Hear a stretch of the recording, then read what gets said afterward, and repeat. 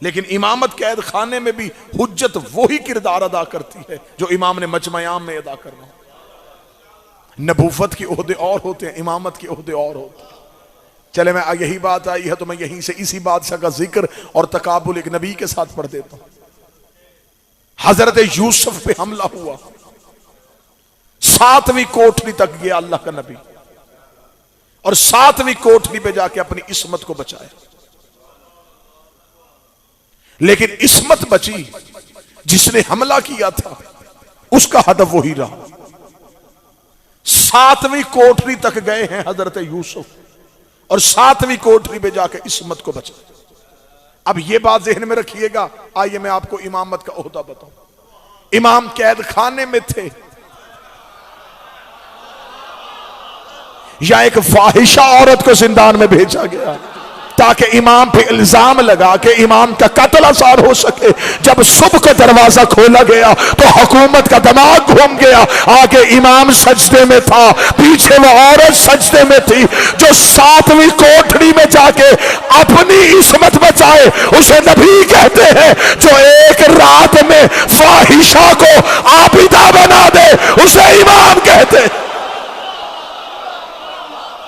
जिसने एक रात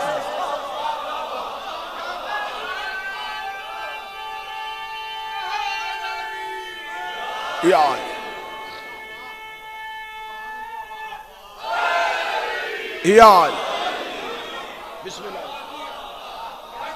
जिसने एक रात अल्लाहुम्मा सल्ली अला मोहम्मद बिस्मिल्लाह।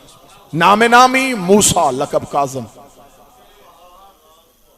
मूसा नबियों में भी है, लेकिन वो है मूसा गज़बान, गुस्से वाला मूसा, गज़ब वाला मूसा। ये है मूसा काज़म, गुस्से को पी जाने वाला मूसा।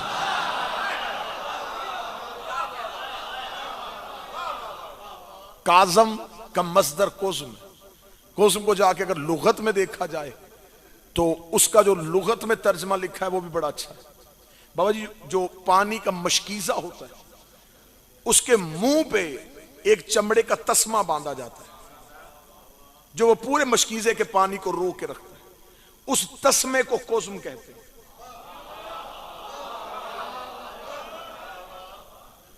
और जो उसे बांधे उसे काज़म कहते हैं। अब सतर कहूं, अल्लाह जाने सर से गुजरेगी या दिलों से। जो अल्लाह के जलाल को रो के रखे,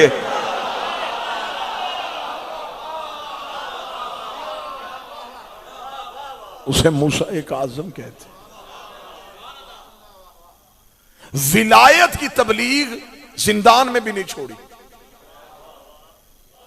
कई मनाजरे हैं जो इमाम को जिंदान से निकाल के दरबार में बुला के किए जाते थे। हारून को, मलाउन को शौक था इल्मी मुबाहसे करवाने का। ये बहस करवा के खुद बैठ के सुना करता था। इमाम को एक दिन बुला के कहने लगा, मेरे ज़हन में एक सवाल आया है, नमाज की तकबीरें 7 क्यों है और रुकू में सुभान रब्बियल अज़ीम की तस्बीह क्यों है और सजदे में सुभान रब्बियल आला व बिहम्दिही की तस्बीह क्यों है? इमाम को मौका मिल गया विलायत पहुंचाने का।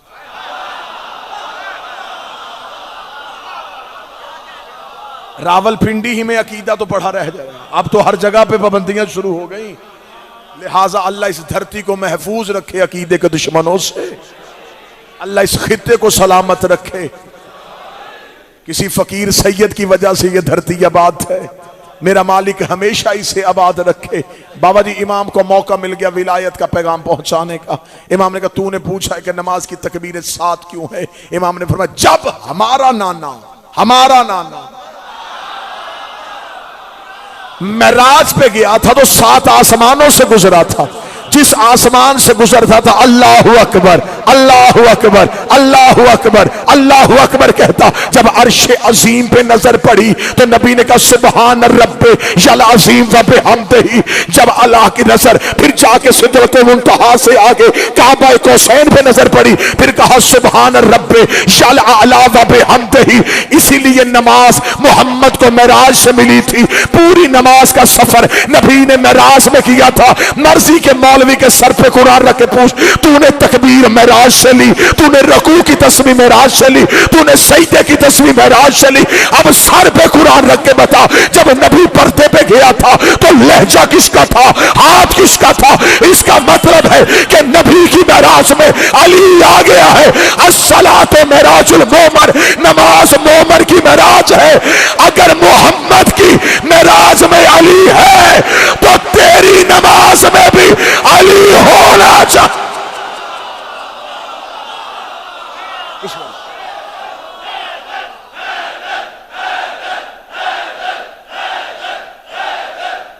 सारे बोलो मिलके हैदरी।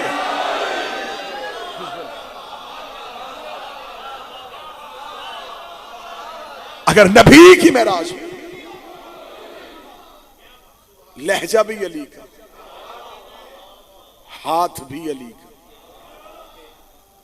तौहीद के दरवाजे पे जब भी आओ आवाज़ अली ही आती है।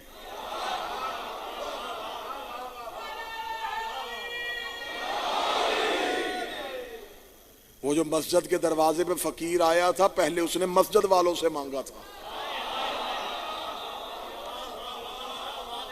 कोई है? कोई सदा लब्बैक ना हुई।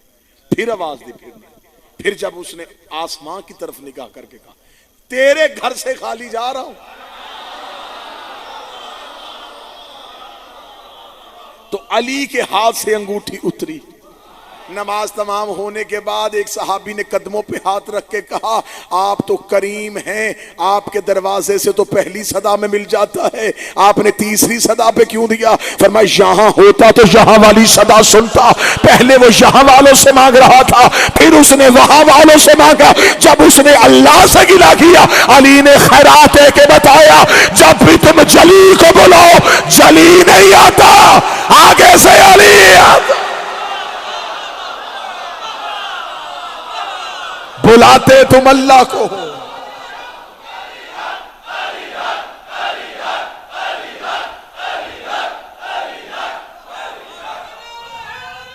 बिस्मिल्लाह। बुलाते तुम अल्लाह को,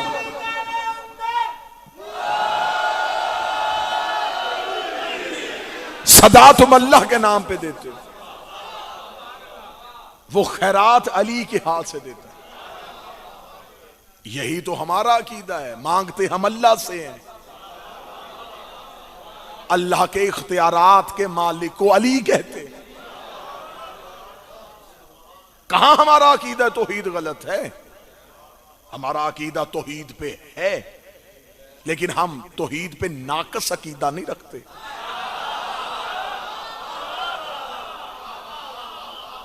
हमारा अकीदा तौहीद भी पर हक। हम ना हलूल के कायल हैं, ना हम अल्लाह के किसी जगह से गायब होने के कायल। हम हर जगह पे अल्लाह को तस्लीम करते हैं।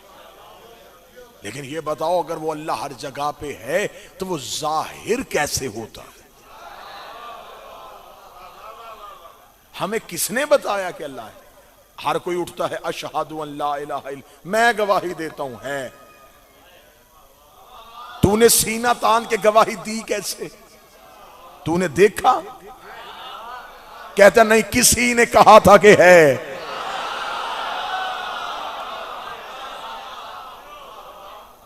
इसका मतलब है कि हमने गवाही उनकी गवाही पे दोहराई है। असल गवाही उनकी है, उन्होंने बताया है, हमने उनकी गवाही पे गवाही दी। हम अल्लाह और मखलूक के दरमियान इन्हें वो वास्ता फैज समझते हैं जिससे खुदा तकसीम करता है। वो सीधा हम तक आ जाता तो यहां हालत क्या होती? तूर पे एक तजल्ली आई थी, मूसा बेहोश, साथी मर गए, पहाड़ सुरमा हो गया। तजल्ली एक थी, असर तीन हुए।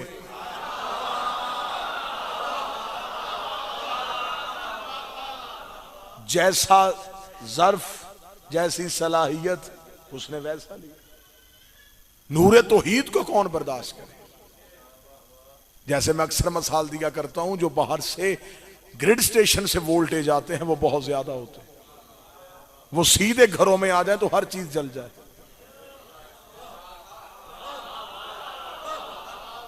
दरमियान में एक ट्रांसफार्मर होता है जो उसे ठंडा करता है, आगे उतना पहुंचाता है जितने ज़र्फ काबल होते हैं।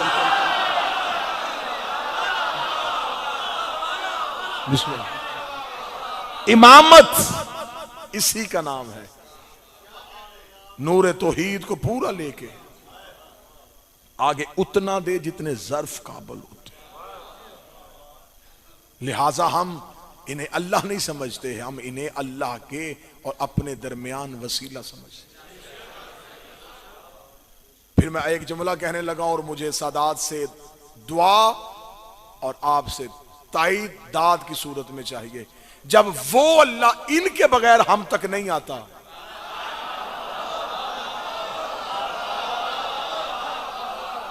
तो फिर हम इनके बगैर उस तक कैसे?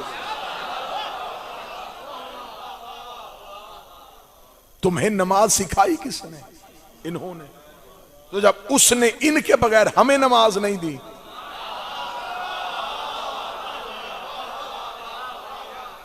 तो फिर हम अपनी नमाज को इनके बगैर उसे कैसे दे सकते? ये मजहर परवरदिगार है, इन्होंने जाहिर किया है उसे, इन्होंने बताया है कि वो अल्लाह है। लिहाजा हम उस मजहर के कायल हैं जिसने हमें अल्लाह दिया। हर दौर के इमाम ने हर दौर में तौहीद को जाहिर किया। यानी कि इस मौला का जिसका आज दिन है, इसकी पूरी जिंदगी कैद खाने में, सजदा एक भी कज़ा नहीं। यह है जिंदान में तौहीद मनवाने का तरीका, कि दरबार में बैठे हुओं को जिंदान वाला बता रहा है कि अल्लाह है, तख्त वालों को कड़ी वाला बता रहा है अल्लाह। मेरा सलाम हो उस इमाम मजलूम पे जिसके लिए ज़ियारत नाहिया में मेरा वलीउल अस्र फरमाता। सलाम हो मेरा उस जद्द मजलूम पे जिसके बदन का गोश्त जंजीरें खा गए।